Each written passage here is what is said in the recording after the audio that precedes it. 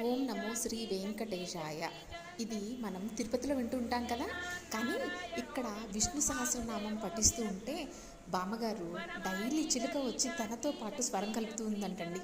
మీరు చూసారా, విన్నారా? ఎంత మహిమాన్వితమో కదా. అండ్ మనము ఏదైనా కష్టాల్లో ఉన్నా, లేకుంటే ఏదైనా భయభ్రాంతులుగా ఉన్నా కూడా, లేదు అని డైలీ మనం విష్ణు సహస్రనామాన్ని పఠించినా కూడా చాలా ఫలితం ఉంటుంది. అండ్ మైండ్ రిలాక్సేషన్ ఉంటుంది.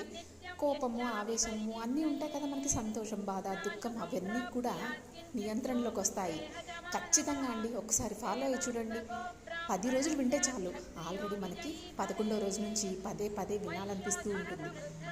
వెంకటేశ్వర స్వామి మహత్యం అలాంటిదన్నమాట. అందరికీ తెలిసిందే, అయినా కానీ ఏదో నాకు ఛానల్ ఉందిగా, నేను కొంచెం పోస్ట్ చేసుకోవాలిగా అని చెప్పి ఇది మీకు తెలియాలని చెప్పేసి పోస్ట్ చేస్తున్నానండి. సర్వే జాన్ సుఖినో భవ.